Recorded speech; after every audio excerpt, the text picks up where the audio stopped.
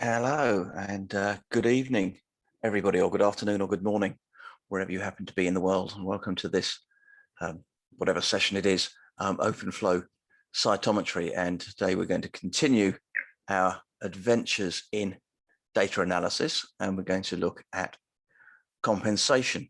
We're going to do this manually, and we're going to do it automatically, and we're going to do it offline. When I say we, again, we should introduce ourselves. My name is Derek Davis, and I am the Science Technology Platform Training Lead at the Francis Crick Institute here in sunny London.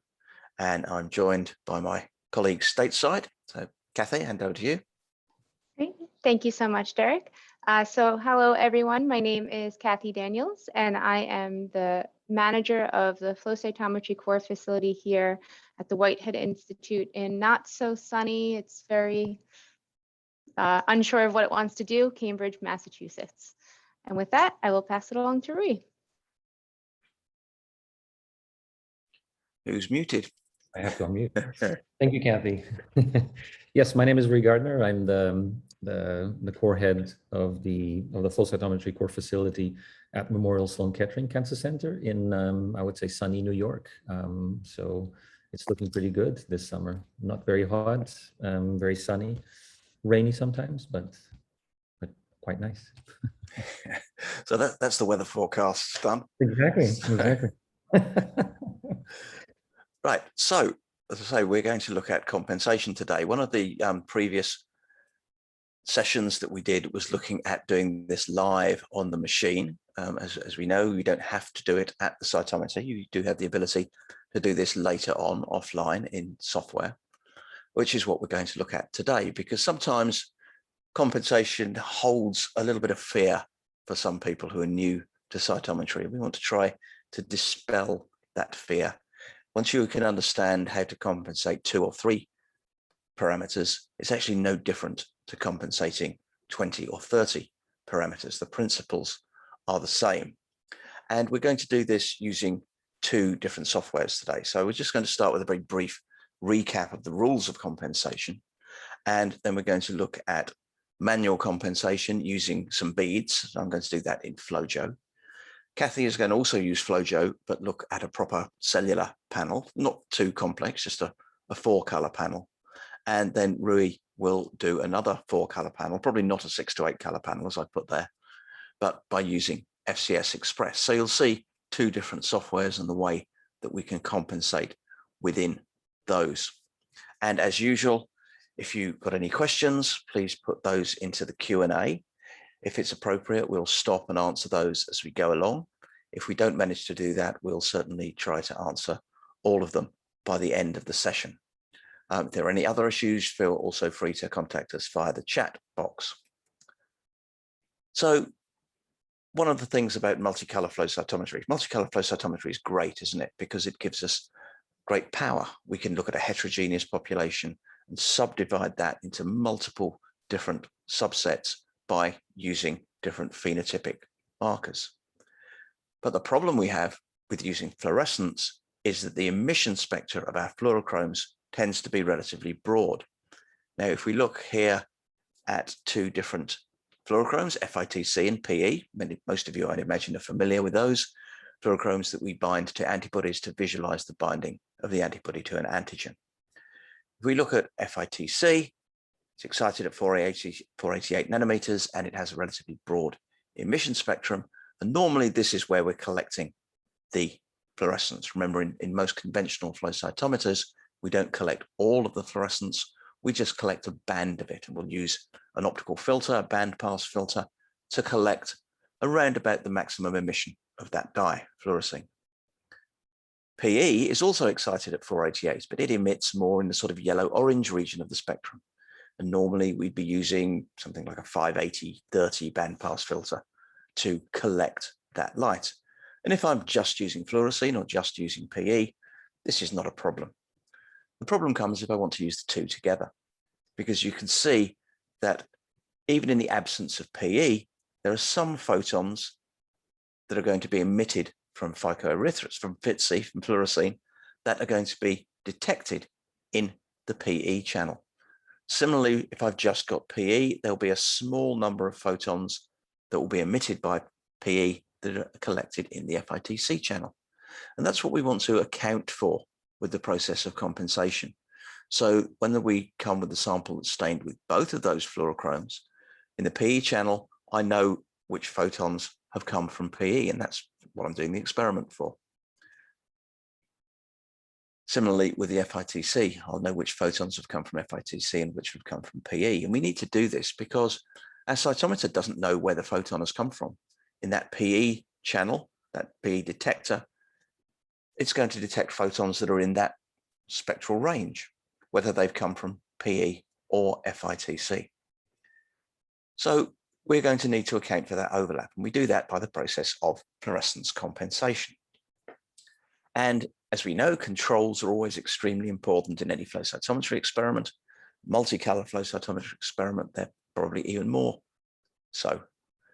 And what do we need to set compensation? Well, we need single color controls that have been only stained with one fluorochrome. Those of us who work in core facilities will try to ram home the message that we always need to add a viability dye to our samples. Don't add your viability dye to your single color controls because they'll no longer be single color controls. So that's one case where you don't have to follow that rule. Single color control should only have one fluorochrome in it. And there are 3 rules of compensation, or 3 rules for setting compensation. If you follow these, your life will be perfect. Well, actually, your life might not be perfect, but your flow cytometry compensation part of will be perfect. And as we saw when we did this live, the cytometer, the carrier of the fluorochrome doesn't really matter. It could be cells, or it could be beads, or it could be a mixture of those. It's the fluorescence that we're compensating. It's nothing to do with the cell. It's nothing to do with the analyte or what we're trying to detect. Apart from when we come to rule 3, we do need to think about the autofluorescence of the carrier to a degree. So the first rule of compensation, probably the most important rule of compensation, is you need to use the same fluorochrome in your compensation control that you're going to use in your sample. Now that may seem obvious, but sometimes people are tempted to substitute an Alexa 488 dye for fluorescein. They're both green, right? Well, that's true, but really that's not what we're doing in compensation. So these 3 dyes, FITC, GFP, Alexa 488, they're all green, and we'll measure them in the same detection channel on our flow cytometer. That 530 30 bandpass filter is appropriate for all of those fluorochromes. However, with compensation, I'm not so worried about where the majority of the photons are going to be. I'm interested in where the other ones are going to end up. So how many are going to end up in my PE channel? And what we're doing with compensation is we're looking at the ratio of the number of photons from, for example, FITC that fall in the PE channel to the number that fall in the FITC channel. And that's going to be different for those different green colors. So therefore, I can't use one to set compensation for the other. Sometimes that can be a problem, particularly if you've got GFP expressing cells that are also expressing another fluorescent protein. And sometimes in those cases, you have to search around to find the correct compensation control. Another important point is that you should treat your compensation controls in the same way that you treat your samples. And sometimes this gets a little bit overlooked, and it can be quite important because some of our fluorochromes are going to be affected by things like fixation, permeabilization, the buffers that we use in our sample preparation. So although compensation beads are very convenient, I do encourage people to get into the habit of running their compensation controls through the whole protocol. So go through the same number of washes, go through the same fixation, the same number of spins, etc., as your sample. In that way you're controlling for any variation that you might get in your sample preparation. So the second rule of compensation is that in your compensation control, ideally your positive cells should be as bright, or at least as bright as anything you're likely to find in your sample. And why is that? Because, simple example, you'll see this again in a moment, FITC beads, negative beads. What we're doing when we set compensation, we can see the overlap of the FITC into the PE channel there. What we're doing with compensation is we're looking at the middle of those two populations. And in effect, we're setting that line. We're calculating the slope of that line. And at the end of compensation, we align the two populations. So we know compensation is correct when this population and this population have the same value in the PE channel. Now, the further apart those two populations are, the easier it is to do the maths, the easier it is to calculate the slope of that line. And normally when I find that somebody comes back with a problem with compensation, this is the rule that they violated. Their samples are actually brighter than their compensation controls, and that can affect what they look like. And the third rule of compensation is that whether you're using cells or beads, before you stain those, the positive fraction and the negative fraction should have had the same level of autofluorescence. So we're correcting, if you like, our compensation, correcting our values back to the level of autofluorescence of the carrier, whether that's a cell or a bead. Now, if I'm doing a homogeneous population, a cell line, for example, that probably doesn't make a lot of difference. But it does if you're looking at a heterogeneous population, something like peripheral blood.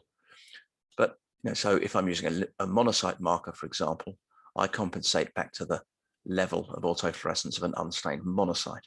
I'm using a lymphocyte marker, I use the unstained level of the lymphocyte. So we might come back to these rules as we go along. So what we wanted to do with this session is to try to mainly do this using the software rather than do this all by PowerPoint. So I'm going to stop my share there for a second, and I'm going to share my screen with you. Once I've worked out where all my buttons are. Lost my share screen button for a moment. There it is. You should be able to see the whole of my screen now. So I've actually already set up, this is in FlowJo.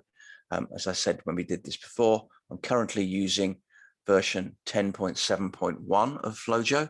Actually, version 10.8 was just released this week, but I haven't used that enough yet to be confident enough to do it on a forum like this. So I'm using a version that I know works. And you can see that I'm doing this on a Mac. As we said before, FlowJo and indeed FCS Express are both Java-based, so they will run on either the Mac operating system or the Windows operating system. So what I've got here is a very simple experiment. I've got 4 different colors. I've got FITC, PE, PerCP, and APC. And here, rather than using compensation beads, I've used calibrite beads. Some of you might be familiar with these. We used to use them a long time ago. They're from BD, and they're hard dyed beads containing the fluorochrome equivalent. So in each of these samples that I've run, I've got 2 things. I've got a positive population and a negative population. So in each of my samples, I've got something that's negative for FIT, something positive for FITC, and so on in each of those. So I'm going to use that negative population within the file to set as my background.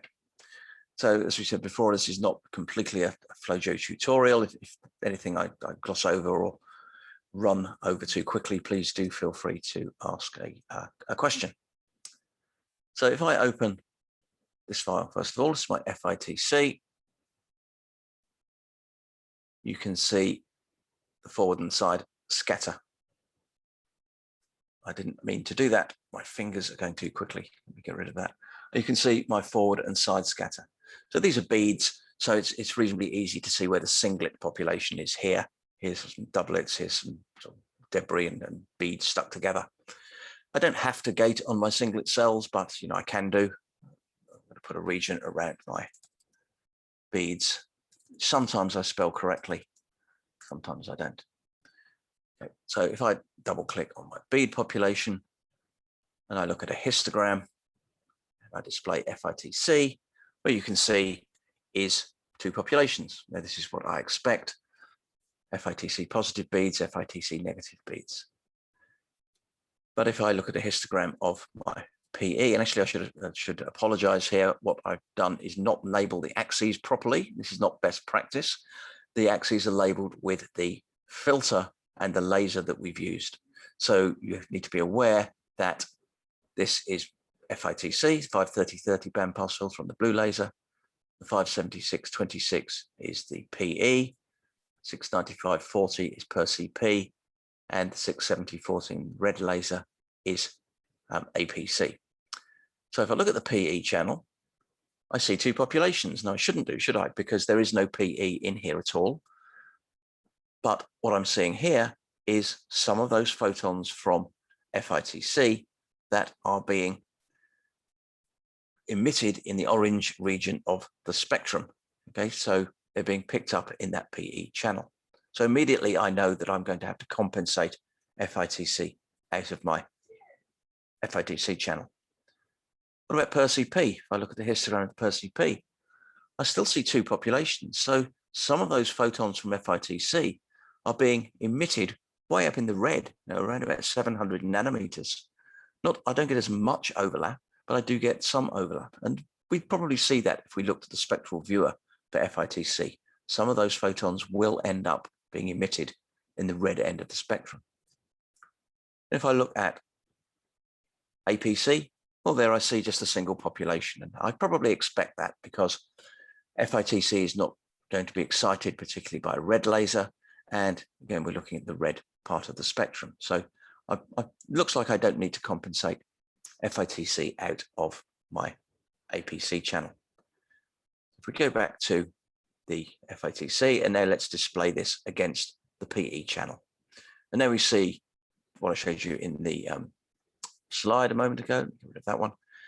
Two populations, negative, FITC positive, which look great on the FITC channel, but this is where we're seeing that overlap, and it's fairly obvious where we're seeing that something is looking PE positive when it shouldn't be. So that's what we want to compensate here. So in FlowJo, if I want to compensate this, I'm going to click on this little box over here, hold down the control key and say add compensation. And my compensation box has appeared up here. So I want to create a new matrix. So as we said, compensation can be set at the machine as well. There's no reason why you can't set compensation when you run your samples. In this case, I didn't do that. So there's no matrix associated with these. As we might see with some of the other samples we look at later, if compensation was set when it was run, that will be stored with the data file. And that's one of the great things about our modern flow cytometers. The data and the compensation matrix are stored separately in the FCS file. So the data itself is uncompensated, and then the program, FCS Express or FlowJo, will apply that compensation matrix to the data when it's opened up. Okay? But it means that we have the ability to change that or to redo that compensation. So here I ran these samples without any compensation. So I wanted to do it all offline. Let's do it offline. I'm going to click on this little plus button down here, new identity matrix. Now in these particular samples, I only acquired the channels that I was measuring. Sometimes we might have only been measuring 4 or 5 channels, but we acquired all of them. So this allows us to just select which fluorochromes are in our panel. So that's those 4, FITC, per CP, APC. And when I do that, my compensation matrix appears. So I want to apply this matrix to my sample. So I do that by just sort of grabbing that little metro sign. My mouse control was better. And dragging it over to the specimen. And now this little waffle has appeared that shows that I've applied compensation to this sample. And when I do that, I go back to my FITC PE plot. What we find is that 4 new parameters have appeared, the compensated parameters. So this is what the software has now added to my file in the workspace, a compensated version of each of those fluorochromes. So if I display my compensated FITC against my compensated PE, well, they look exactly the same, don't they? And that's what I'd expect, because if I look at the matrix, we haven't yet applied any compensation. Now, if you remember, compensation is generally, not always, but generally expressed as a percentage, or the ratio between the number of photons in the PE channel to the number of photons in the FITC channel. So the number that I'm going to alter up here is going to be a percentage. And the number I want to alter is this. Okay, so I have FITC on my sample. So this is the row that I'm interested in. And I'm interested in FITC bleeding into my PE channel. So that's this box here. So we can do this sort of by eye to start with. So if I put in 10, or let's say 15% there and press return, if you look what happens over here, that population has moved down. But what we need to think about is, what is the end result of compensation? The end result of compensation is, because neither the negative or the FITC population has PE in it, they should have the same value in the PE channel. And they obviously don't. And this is obviously higher in the PE channel than this one. So 15% is not enough. Let's try that a little bit higher. Let's go for, say, 35%. Oh, that's a little bit too much. I can see now that I've overcompensated. My positive population is actually lower on the PE channel than my negative population. So 35 is too much. 15 is not enough. Let's try 30%. Well, no, 30% looks okay, doesn't it? And one of the things we've said in these webinars before, and I say it a lot when I'm teaching, is flow cytometry is great because we get a visualization, and I can see that that sort of looks compensated, but we always have some numbers to back that up. If we're doing a proper experiment, we're going to be looking at percentage positive or a level of fluorescence, for example. So although that looks compensated, we never judge compensation by eye. We can get to the right sort of ballpark by eye. I'm not worried about that. But if I want to show that compensation is correct, I need to get some numbers. So let me just change this back to 0 for a moment. So how do I do that? How do I get some numbers that are going to show me that this is correctly compensated? So what I'm going to do is put a region or gate around my negative population. We just call that population 1 for the sake of speed here today. And I'm going to set another region around my positive population, or population 2. And I want to get a measure of fluorescence intensity in the spillover channel, the channel that where the photons are going that I don't want them. So in this case, the PE channel. So for each of those populations, population 1 and 2, I want to get a number. And the number that I want to get is the median fluorescence intensity. Remember, in a Gaussian distribution, the mean and the median should be in the same place. But the median is a little bit more robust. Okay, so it's a little bit less influenced by the odd outlier. So we would normally recommend using the median fluorescence intensity as our metric of choice. And I want the median fluorescence intensity of the compensated PE channel. And when I look at that, if I highlight those two, the median of the negatives is about 90, whereas the median of the positives is about 1900. So they're a bit different. Actually, one thing I think Kathy and Rhea will cover this as well about, where do you actually set the region here? Why have I put it like that and not all the way close to the negative box? Well, to be honest, it doesn't make a lot of difference to the algorithm. The important thing is to make sure that I've included the brightest events there. Okay? Again, it's all about keeping things as far apart as possible. So as long as I've included the bright ones, it doesn't really matter where the left-hand side of that box is. So now I've got my numbers that I'm interested in. So I can start by altering my compensation. So we saw that 15% wasn't enough. And I apply that again, and you can see here that what we saw by eye, sorry if I move that a little bit, what we saw by eye, we can back up now with the numbers. They're definitely not the same. And we also saw that 35% was too much. Okay, and again, we can show that because those numbers are quite disparate. But we saw that 30% looked visually reasonably correct. But if I look at the numbers, they're not quite equivalent, are they? 73 and 95. Now you could say, well, how close do I have to get them? So the answer, as usual to any question, is it depends, because these samples will run on a Fortessa, a BD machine, which has an 18-bit scale here on the axis, which means that it divides the data up into 262,144 channels. So I'm about 20 odd channels apart. I think I can probably get that a little bit closer. So at the moment, my positives are a little bit higher than the negatives. So we're a little bit undercompensated. I need to add a little bit more. So let's try 30.5. Not 3.5, sorry, 30.5. So actually that's a little bit overcompensated. Maybe I can get that a little bit better. Let's try 30.4. Okay, so 72, 73.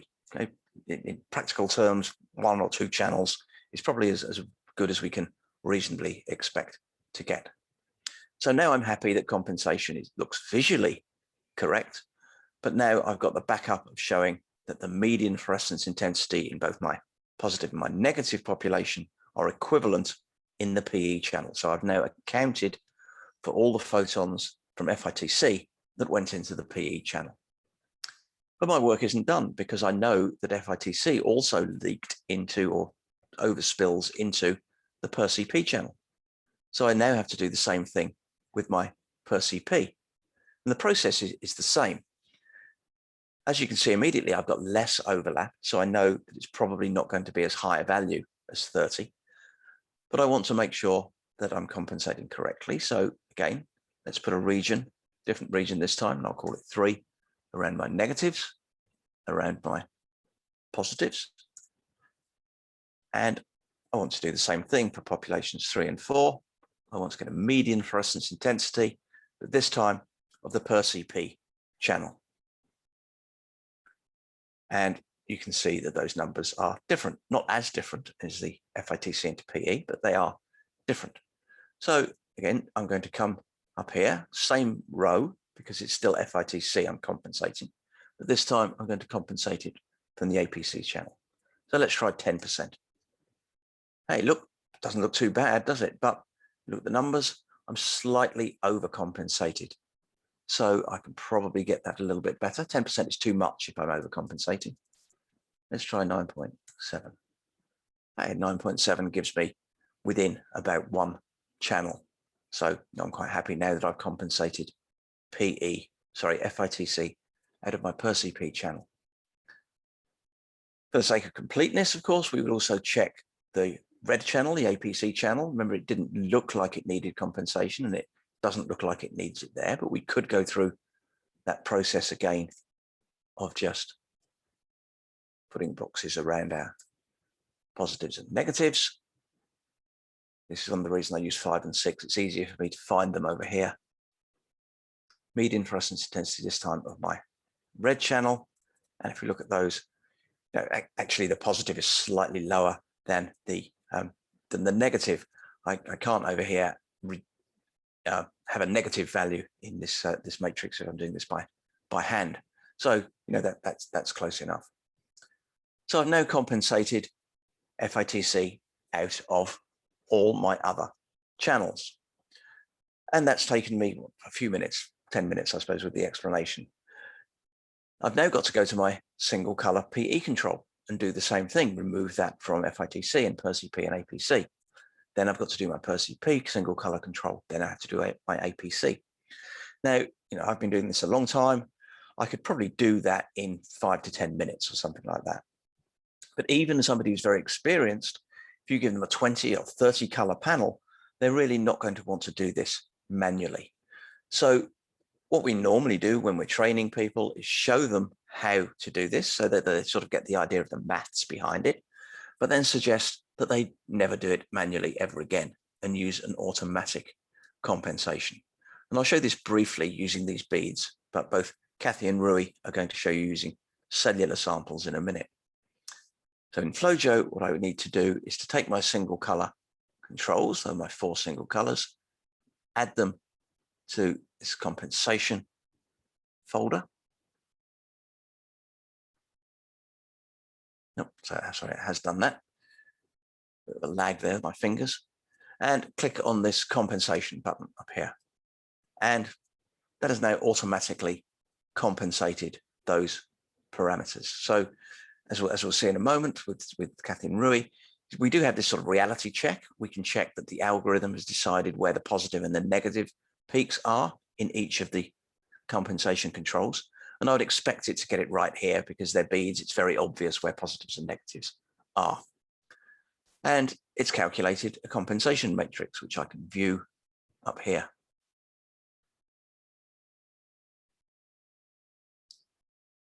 So if we look at the FITC row here, the automatic compensation has given us a value of 30.365 for FITC out of PE. And what did we get? This is the one that we just did manually, 30.4. Within one decimal place, we're spot on. We decided it was 9.7 out of the per CP channel, automatically 9.65. They're similar numbers, but they're not identical. And that's because we actually use a slightly different mathematical approach with the automatic compensation. We use an inverted matrix, which is actually slightly more mathematically accurate than the way that I was just doing it there, using the aligning the medians. So I would probably always trust the automatic compensation to do that. This is also sort of color coded in FlowJo to sort of draw your attention to high numbers. I never worry too much about high numbers, but sometimes it is useful to look at those. This is indicating I've got quite a lot of spillover here between PE and per CP. Now I might expect that. As we talked about in the previous session, it's not the number itself that is always important. It's more the spreading that we get. And we'll look at that more with the cellular samples in a second. So I realize that, I've almost come to the end of my little part of the session here. So with this particular set of data, it should be very easy to see where the positives and negatives are, because I've got nice disparate populations. They're either positive or they're negative. They're very well spread apart. I wouldn't expect to have too many difficulties with compensation in this particular setup. It becomes a little bit more difficult maybe with cells.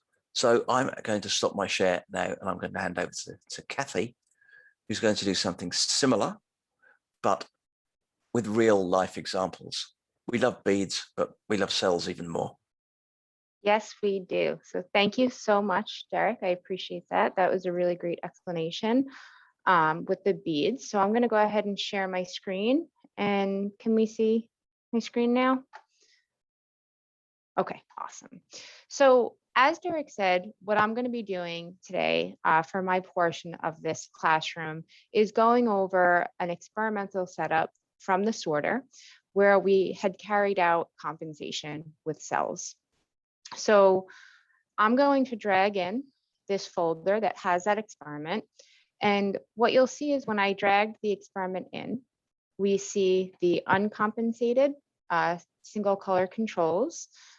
And then we also have the specimen that was sorted with the waffle that shows us the acquisition defined compensation. And I want to say that, Derek, you've taught me a new way to talk about this grid, because I like the term waffle, and I'm going to be using that forever and ever now. So thank you. So as I said, you can see here that we have the uncompensated data, and then you can also see this little grid there. That's often what I point to for investigators who are trying to understand whether or not their data has been compensated. And if you double click on that grid right there, we can see in FlowJo what the uncompensated data in this teal color and what the compensated data looks like, right? So there's an overlay of both compensated and uncompensated. And if you uncheck that, you can only see the compensated data, right? So this data looks great right now, but we're going to go ahead and walk through the process of how to carry out compensation in FlowJo. So even though this was carried out at the sorter and it's already compensated, we want to walk through that whole process. And It's important to note that when you are sorting and you're carrying out a cell sorting experiment, you need to make sure that the compensation is done correctly because you're physically isolating and purifying out those populations. So if there are any mistakes that are made during compensation and during the setup, you might not wind up with the correct population being sorted. Okay, so you see when I dragged those files in, it automatically understood that there were compensation controls based on the tube names, and it automatically put those samples into the compensation group. And once there are samples in that compensation group, we have this icon that becomes highlighted that lets us go to the compensation. If I were to go to any other group and click on it, based on the file name, you'll see that that icon is no longer highlighted. It's important to note that you can actually right-click and edit the group properties if you want.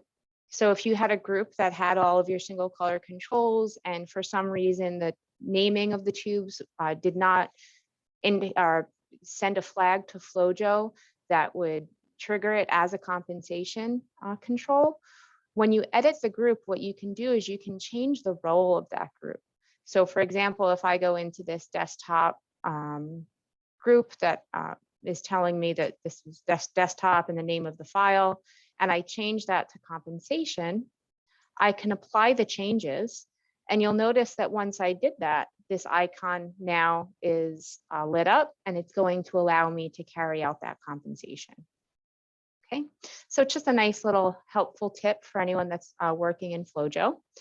But I'm going to actually delete that group because I don't need it. I just wanted to show you for these purposes.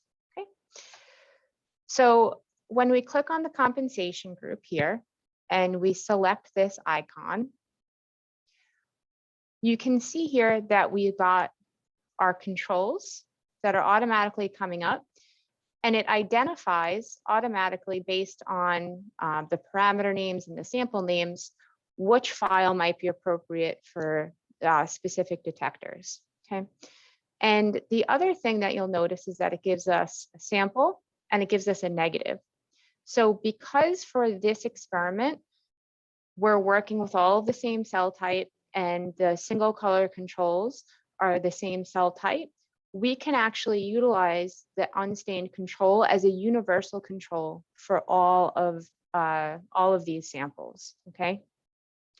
So the first thing that I like to do is scroll down and make sure that all of these make sense. So our APC parameters, the APC sample, FTSE is FTSE, PE is PE, and PI is PI, okay? So that all makes sense. And our negative control is unstained for each and every one, okay? If we ever wanted to change this, we could clear it out, choose another sample, or choose another gate within that sample, okay? That's not going to be necessary for now. But what I'm going to do is I'm going to now scroll down, and I already see one issue where our APC control is not really showing much of a signal. And if I look at the scatter gate here, I can see that it's mostly gating based on debris. So the softwares that we work with are usually very user-friendly and they target and they find the populations of interest for the most part. But you'll see here, there are little things that will pop up and it might not capture the appropriate population. So what I'll do is actually from the main worksheet, double click here, and I'm going to drag this population to be around the cells of interest, right? And not the debris or anything like that. Once I do that, you'll also see that the changes are happening here in this compensation window. If I double click there, it opens up the same window. So you can do it by double clicking in that window right here, and it opens up, or you can do it from the, sorry, clicked on the wrong option. You can do it from here as well. The reason I wanted to show you that you could do either or is because once you make that change, if it's the same cell type, you can drag it up and apply that change to all of the compensation controls. And the reason to do that is that this way you don't have to worry about modifying it for each one. And we could always scroll through and check to make sure that this gating is appropriate for all of our samples. So it looks good for most all of these. Our unstained shift a little bit here, but the rest of them all look great. Okay. So I'm going to X out of that, and then we can go back into this compensation window. And what we see here in this first APC control, if we double click on this grid, which is showing us where the single color control is for APC on a histogram, what we can do is we can edit that gate. Okay, so here it's showing us an overlay where my mouse is of the negative unstained and the single color control. So if we wanted to use that as a marker for positivity or a gate for positivity, what we can do is bring this down based on the unstained and say anything above there is positive, and that's what I want to use for compensation. That is one approach that people tend to take. I'm going to talk a little bit later about something that will likely be a bit better for you when you're running your compensation, you're calculating your compensation. But for now, let's leave it like this with this broad window. Okay. Now we know here that the APC is okay because we have this green light that's showing up indicating that everything looks good and we're good to proceed. The next control is FCSE. Now here, this one's getting a little bit tricky. So let's open up that histogram. And right now, if we look at the overlay and then we look at just the single color, we don't really see much of anything, right? If I drag this out to try and get above where that unstained signal is, what I want you to notice is that this little light here has gone red. And if I move this window and hover over that again, it's going to give us an error message, and the reason why it wouldn't let us proceed with compensation. And it's saying that the FCSE control does not contain enough events, okay? So what I'm going to do is I'm going to try and understand why I can't really see a population here. First thing I'm going to look at is the scaling. And I see here that we have a lot of negative space there, and the way that this data is visualized might not be ideal, or the way that the scaling is might not be ideal for us. So I'm going to select this transform button and customize the axis. And we're looking at our data in a bi-exponential scale. And by adjusting the width basis here, we can now see our population a bit better. So it's that distribution of the space around 0. If I select apply, what we can see now is in that overlay, we see a little bit better of where our FCSE positive is. And we're able to see a little bit more of a tail here that's coming up. And if I go ahead and I drag that to anything that's positive compared to the unstained, and I look at that tail, I now have enough events so that I can accurately compensate and calculate compensation. Now, this is actually going to be a good reason why we might want, or a good example of why we might want to use compensation beads as opposed to using cellular controls.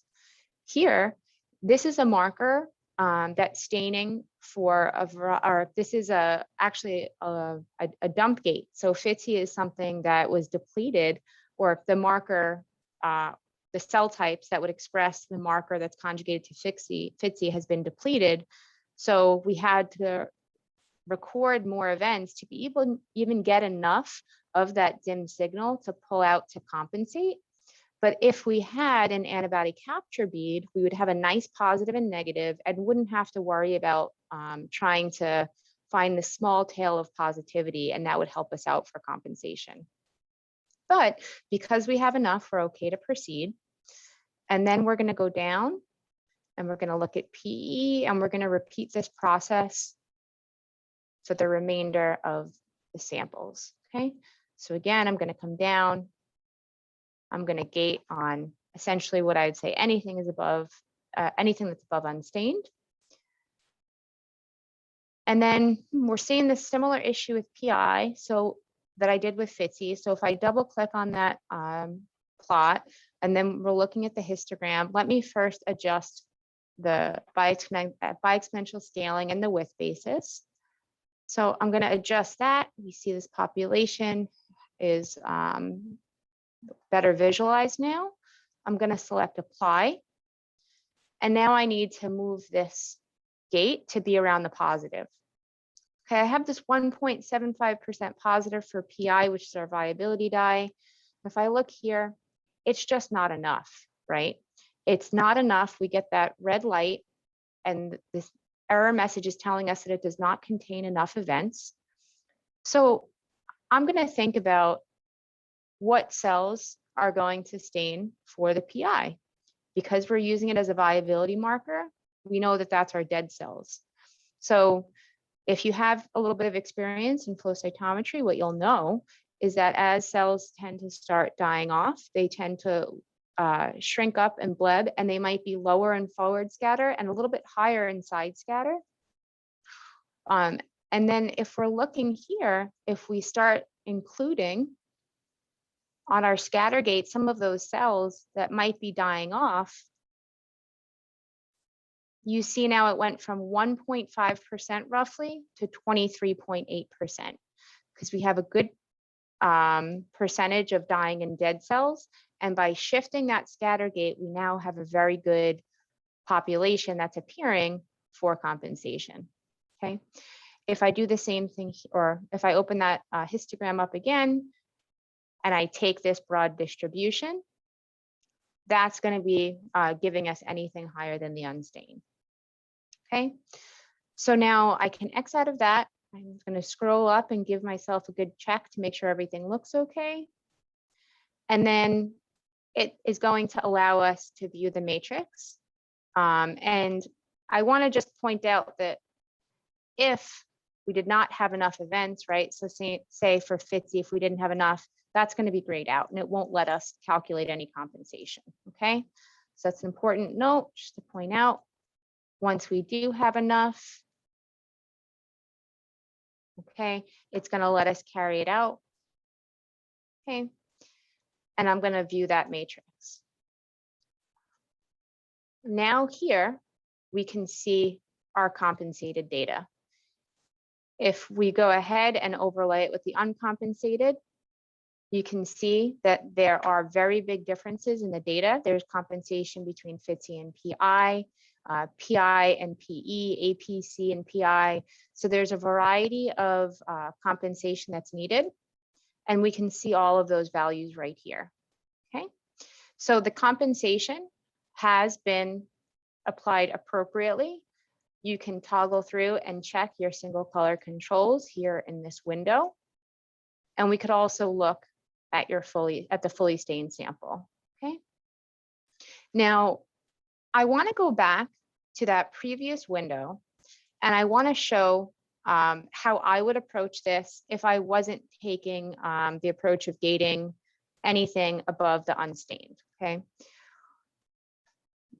If I open up this APC single color, you see that there's likely two different populations here. The antibody might not be fully titrated, or maybe there's a low level of expression and a high level of expression.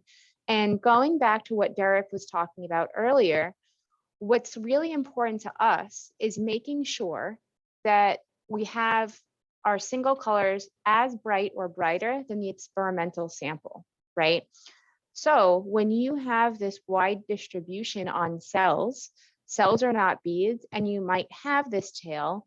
What you can do is you can go ahead and you could just take the brightest part of your positive, because then the MFI will be a higher value and it'll more accurately reflect the brighter cells. Okay, so if I do that for the APC, FTSE, we have no choice, right? Because it's just a small tail, but we can do that for the PE. Okay, and just take that brightest part and do the same thing here. We have plenty of events, so we're still able to calculate that compensation, and we're not taking that moderate or part of that tail of the expression. And then what I could do is I could rename my compensation and call it brightest signal comp. You can change the colors if you want for what the grid looks like. All of these things are totally up to you. And then you can go ahead and you can view that matrix. When we view that matrix, we can see the compensation is still looking appropriate for our purposes. And what I'm curious to see is, all right, now that I've made those changes in where I've set the gate for positivity, are there any differences in compensation? Visually, we can see that the populations look okay just by visual inspection. Derek mentioned before, we always need to do a statistical analysis if we're ever trying to make really educated decisions about compensation. But if I select the control key and I go ahead and choose both of these compensations that I calculated, we can see here the difference between the compensation matrices and the differences in those values. So there are differences across the two. We see here this difference of 0.03 between the APC and PE. PI and APC is almost 0.2. PE and PI is 0.1, right? So this is a good way to compare compensation matrices and see how they compare to each other, because you're able to just highlight multiple and get the differences there, okay? So here, if we're looking between the acquisition defined and the brightest signal, there are some differences here. Definitely a difference between, excuse me, the FTSE and the APC, right? And here, when we're doing it in FlowJo, there weren't many differences. So there's probably something at the sorter that was done slightly differently than there was there, and there are a little bit of differences, okay? So this is all going to be very beneficial and useful when you're trying to calculate compensation in FlowJo. And again, like Derek mentioned, if we want to apply the compensation that we've calculated, all you have to do is drag this icon along to either a full group, right? And then every sample here has that red waffle. And then here, if we have the blue one, if we wanted to change just one, you could drag it to just one sample, and then you'll see that there's going to be slightly different comp between samples. Would I suggest doing that? Absolutely not, because you want to make sure that within your same group or within your same, within a similar analysis set, if you're looking at the same sample type and the same panel, you want to keep the compensation consistent if you're going to be comparing anything. This is more to show you maybe if you had individual or different panels that were run at the same experiment and you had modified compensation for each one, you could pick and choose where the individual compensation matrices go that have been optimized for a specific panel or sample set. Okay, so that is my brief run through of how to calculate compensation using cellular controls in FlowJo. I'm a little curious if anyone's had any questions. I'm not sure if there's anything that's come through in the Q&A, but highly encourage everyone, if they do have questions throughout this, to ask in that Q&A section. Okay. With that, if no one has any questions, I can stop my screen share now. And at this point, Rui is going to go ahead and show us some data in FCS Express, and I will pass it along to you. Thank you, Kathy. That was wonderful. Can you hear me? Yep, we can hear you and share your screen as well. Okay, perfect. Yeah, so first of all, I want to thank the Nova software for providing us actually the latest version that's coming out next week. So it hasn't come out yet. So I feel a bit like those YouTubers that are unpackaging the latest iPhone before it's released. Except that, unlike the YouTubers, we don't get paid by all the likes, but we do get paid by the, all the thank yous that you guys have given us, and all the feedback, the amazing feedback you've given us throughout this, over a year already that we've been doing the OpenFlow. So thank you very much for that. It makes us confident that we're going in the right direction, providing all this educational content. So for the sake of time, I actually have added already the files here. We showed this in previous sessions, how to add the files. You basically just drag one of the files in your folder, and essentially, it pops up the plot, and it immediately populates all the files in the folder. So to basically show compensation, and this is one of the nice things of the latest release from FCS Express, is that in some ways it's very similar to FlowJo, where it does most of the things automatically. But we can always check, just like Kathy was showing, we can always, and we should always check to see if everything is gated appropriately, because these automated algorithms, as good as they are getting, they still, they still may fail in some parts, maybe not gate the right population, or just like Kathy was showing also, it may not gate exactly the brightest population and just gate a whole population, and even including the tails. So we can, let's say, I was going to use the word tweak, but I'd rather not use the word tweak, but we can change things in a way that we improve the way that the compensation is calculated. So as I said, I went ahead and put together these plots. This is a 4-color panel. It has DAPI as the live dead. It has BV605, FTSE, and APC. And the reason I have, not excluded the dead cells is that, this panel was already, especially when you have just 4 colors, it's very easy to choose 4 colors that don't require compensation. But we wanted to show you, how compensation works. And so it's nice to see how it's uncompensated versus compensated. And so as you can see here, it seems that the data is already compensated. And in fact, it was compensated during acquisition. How can we tell? Well, you can click here and just click format or right click format, and you will see that, let me just take the video out of here. There we go. And you can see here, if we go to overlays, you can see that it says compensation specimen 001. So this is actually the name of the file that carries its own compensation matrix, right?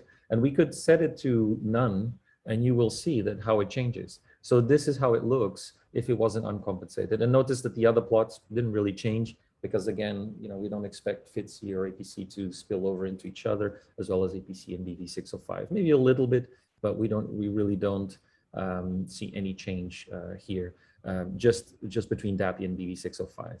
Okay, so this is how you would tell if the file is already compensated. But again, we want to do, this maybe was done in a rush during acquisition, maybe the gates weren't really well defined, etc. And we want to go to our computer and do the analysis carefully, and just like Kathy was showing, make sure that compensation is being calculated correctly.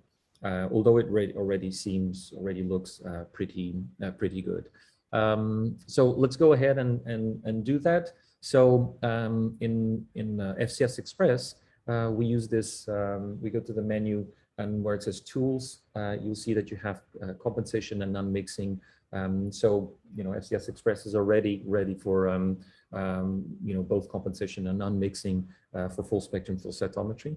And all we have to do is click this button, and it will show us, kind of a wizard where, so this is another way of seeing that this sample here that's selected has already loaded automatically a compensated matrix with the data files. Actually should say spillover matrix, because this is really what we're seeing. You can look at both, but really what we should be seeing is the spillover values.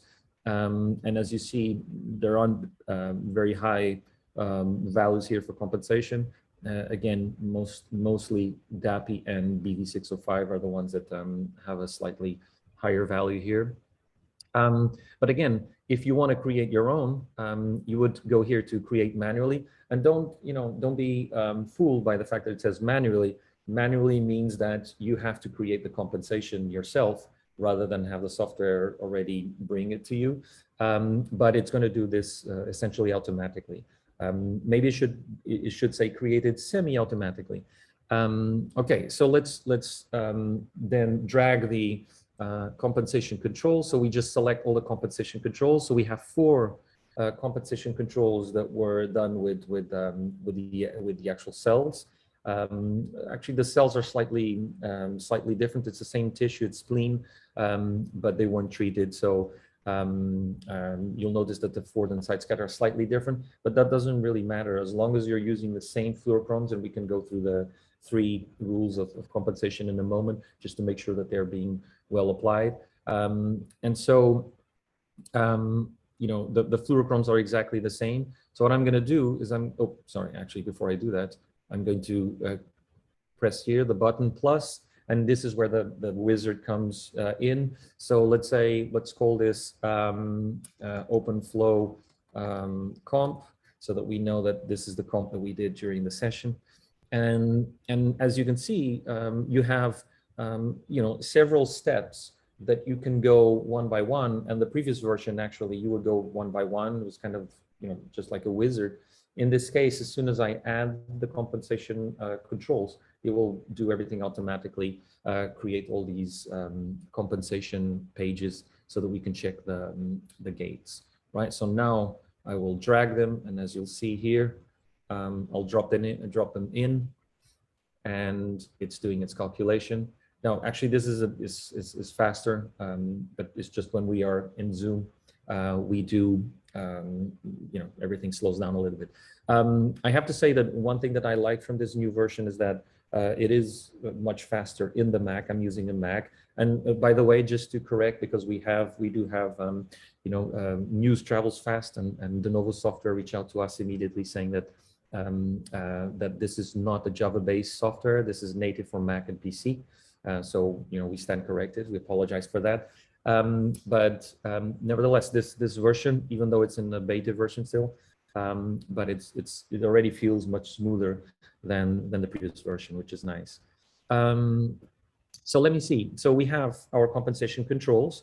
So far, we don't have any errors or warnings, but notice that it created immediately all these pages, which has each you know, compensation control gating. And I can choose to close this, or if I want, I can go in and just add it to the, oops, I'm going to put it to the right, sorry, and have it here. Maybe it's too much. I have a very small screen here, but so that we can keep watching this unfold. So as I was saying, we have here so this is very similar to what Kathy was showing FlowJo. We have here the scatter gate for the compensation control FTSE. It just uses one of the scatter gates, you know, because you can have beads and cells, so you can have mixed compensation here. In this case, we only have cells. And then it shows the scatter for the unstained control, right? So if you're confused, always look at the title to see what it's displaying. So these are the scatter plots that you can adjust for all, right? Or you can go to the individual pages, and you'll see that they have both the scatter for that individual control, and then the positive and the negative. So in this case, it's using the unstained control for the negative. We could use unstained. We could create here an unstained control. Sorry, an unstained. A positive and a negative gate for this compensation control, and not use the universal control. In this case, we'll leave it as it is because we have cells, and the universal unstained control. And this is very important because this is one of the first rules of compensation controls, that the unstained and the positive, the negative and the positive population of the compensation control should have exactly the same autofluorescence. So as long as we're dealing with the same sample and the same populations, we know that we're obeying that rule. Okay. Now, the first thing that I notice here is that, well, this should be the positive gate, and it actually only found the negative population. So it thinks, so again, that's why it's very important to go and check, because in this case, it just happened to not catch this positive population. Maybe because it's not as frequent as one would wish, but I'm going to try to just see if we can reproduce an error here by showing very few events.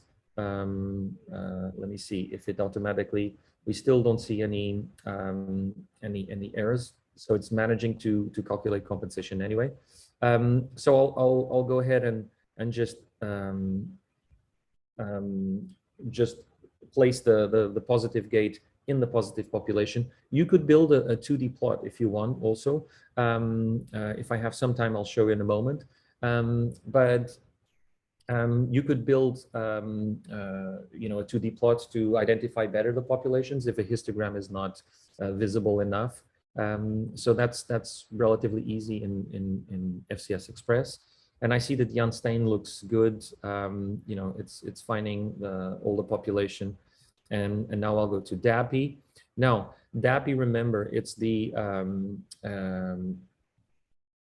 okay, it's waiting a moment. DAPI is the live dead control. And I see a slight population here, positive population. But, you know, we know that in the, when we look at scatter gates, the scatter plots, that the lower forward scatter population is typically the dead cell. So if we want more of a positive, let's say, you know, higher frequency of positive events, we probably should, you know, adjust this gate accordingly. Now, the way to do this is, if I just change this gate, I'll change it for all of the files. And I don't want to do that, right? I want to make sure that this is a sample-specific gate. So if I click Shift and I change this gate, I won't change it for the others, right? So I'll go ahead and I'll do this. I'm running a little bit out of memory here. This is fine. Again, I was doing this before and everything was fine. But as we open Zoom, you know, I'll try to keep working.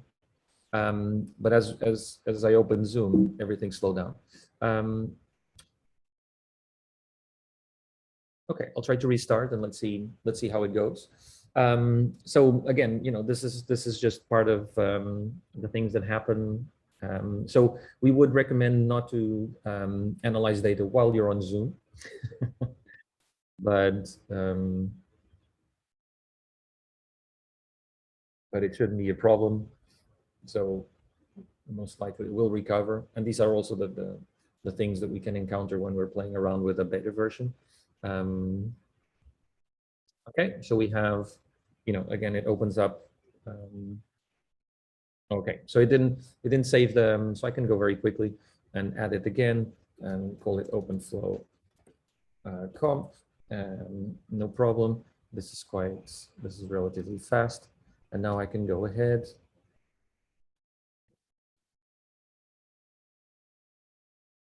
Drag it. Oops. Files.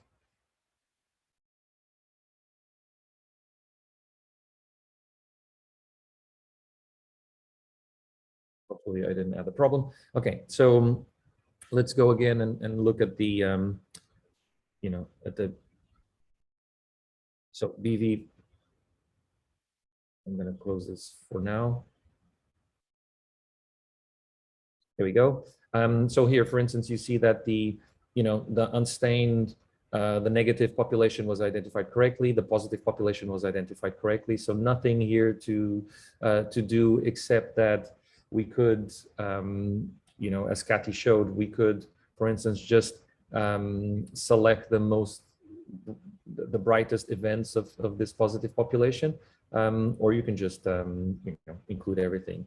In this case, these are two very clear populations. One of the things you may want to check is look at the samples and see if your positive population for BV605 is under 10 to the 4, so to make sure that you're obeying that rule that Derek mentioned, where the controls should be as bright or brighter than the samples.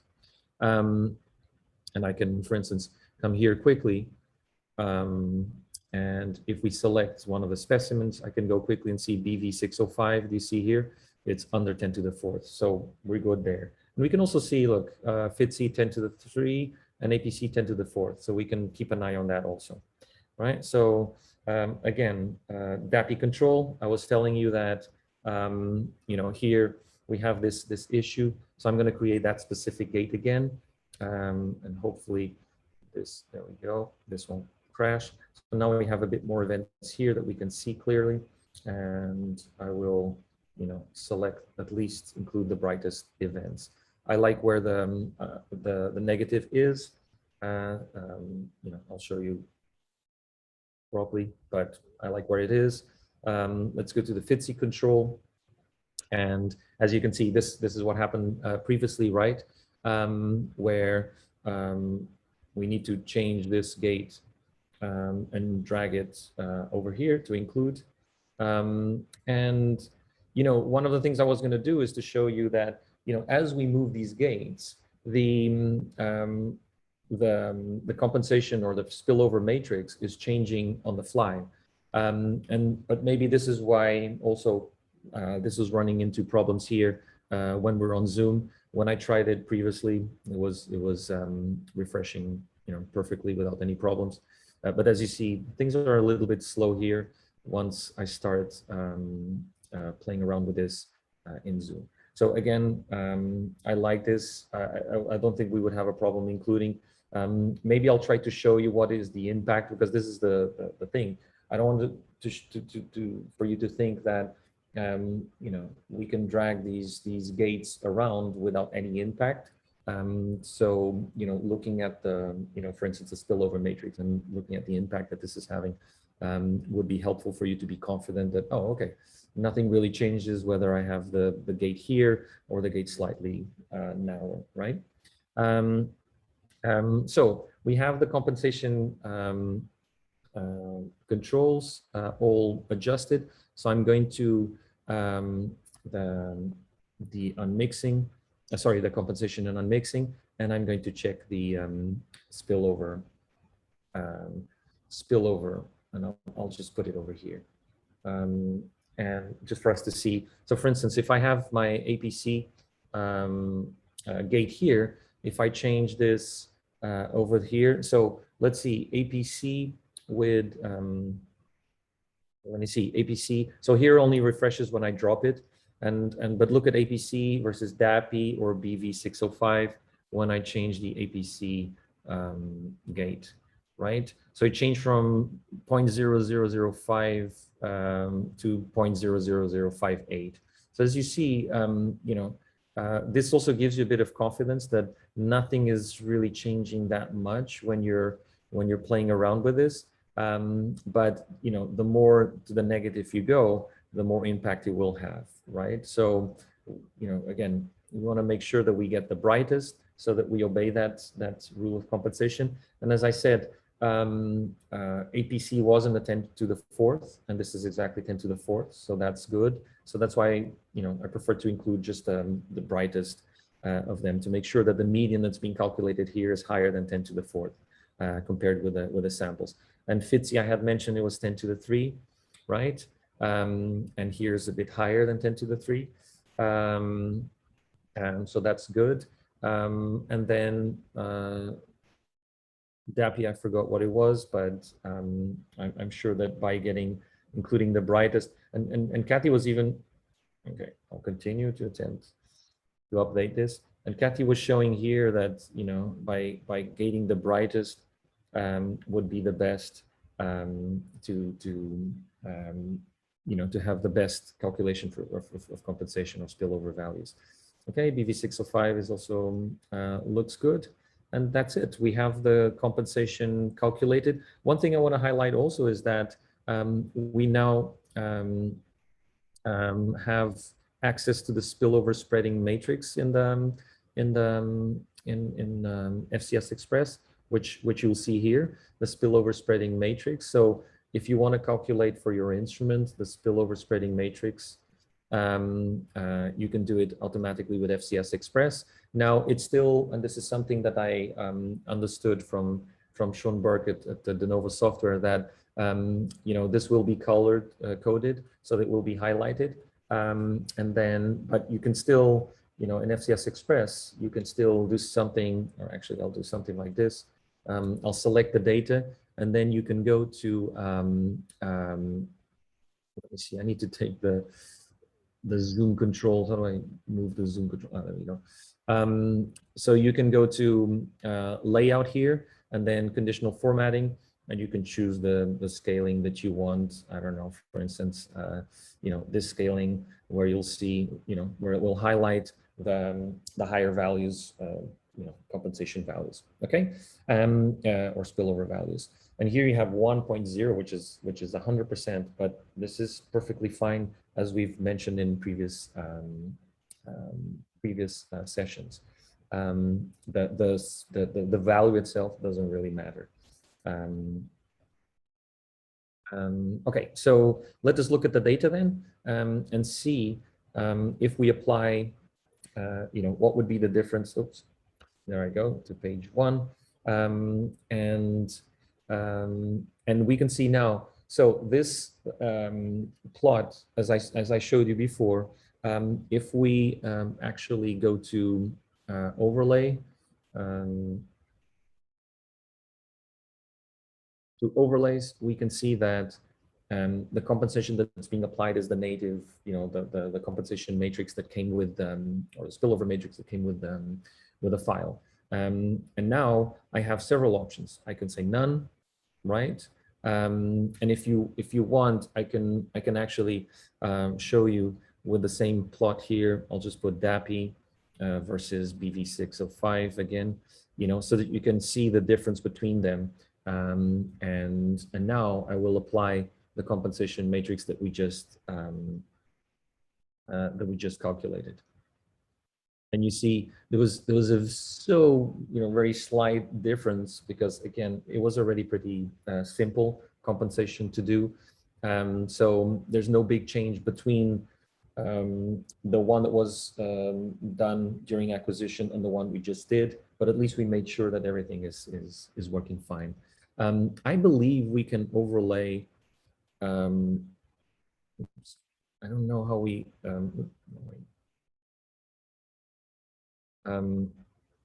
If we can overlay, okay, maybe if I overlay the same specimen, and this may be Schoenberg from, I think it does the, okay, I don't know how to do this, but I know that we can add here the same data, but non-compensated and compensated, and do something a la FlowJo, where you can actually overlay the two.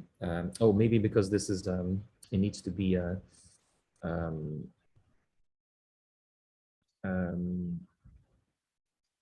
let me see, this needs to be, I'm trying to look for the everything, but with all the zoom controls, I'm struggling a little bit because I can't see the whole thing. So we need to change it to, where do we change it? I'm blanking now. No. We need to change this to a color plot. I think it was in format. So if I select the plot, if not, we'll just for the sake of time, we'll move on. Yeah, there we go. Change. It was hidden behind the zoom controls, right? So I don't know if I have to do this to be able to overlay something. But even if we overlay another plot, replace, no, add. So let's try this with compensation and without compensation, right? So now this one is, this one has no compensation. Oh, there you go. And this one has compensation, right? So in a way, we're comparing two different files, but I'm sure we can add the same file and do something, as I said, a la FlowJo, where you can compare the compensated versus uncompensated data. And so this would allow you to, to play around. The other thing I was also seeing here is that you can, I forgot where it was. Anyway, where you could see actually n-by-n plots and also see something just like FlowJo would show you. So you do have a lot of possibilities here with FCS Express to be able to not only do compensation, but then identify if compensation is well done. There's a specific question here, Rui, in the Q&A about the SSM. Is that calculated as well if you've done it on the machine? So i.e. if you bring in a compensated plot, yes, is that SSM already there? I believe so, but we can check. So if we go again to, tools, and we go here, and I go to the loaded, right? So this is the one that came with the, let me see, compensation matrix. No, it doesn't have the spillover spreading matrix. But again, once you do the compensation here, then it will show you. It will show some confirmation from Sean there that you can only do it with new compensation, not the one. Exactly. So once you do the compensation, it will show you here. It will add a new page with a spillover spreading matrix, right? Yeah, and the SSM is a very useful tool, I think, for panel design, less so for compensation, but it helps us with thinking about overlap between fluorochromes. How we're going to design an experiment. Right. Okay, and this is it. I don't know if anyone has any questions that they want to explore in terms of compensation. Yeah, now's your chance. We've got a couple of minutes still at the end here. So one of the things, I just wanted to confirm with everyone is that, if you change these gates, you will change for, actually, let me check. If you change this gate, you will change for all of them, I believe. Although this is only for one control. Actually, the DAPI I had changed. I had done yeah, you see. So it changes for all of them. So if you want to change for only one, you have to click Shift, and it creates this data specific gate. So if I go back to the DAPI, you'll see that this is a data specific gate, right? Because I clicked Shift while I was moving the gate. Yeah, I think the good thing with both of these programs is if you think you should be able to do something, it's probably in there. You just have to find where it is. And well, generally, using the Shift or the Control key helps in most cases. So I should say that FCS Express doesn't have any waffles, unfortunately, but it does, as I showed you before, it does have a way to tell you what compensation is being applied. And actually, I think if you write, well, actually not this one. Let's try this one. If you right click, you will see here compensation, and it will tell you which is the one that's being applied. It would be this OpenFlow comp, right? If I go ahead and change, then to, for instance, this, you would see that now if I right click, you would see that now it's applying the specimen. So it's a quick way of seeing if any compensation matrix is being applied or not. It would be nice to, I don't know, maybe a donut instead of a waffle. To add here to the data. Yes. Dough-based comestible. Exactly. Okay. Well, I'll pass it to you, Derek. Okay, so Stop sharing. Stop your sharing. Just do the last couple of slides.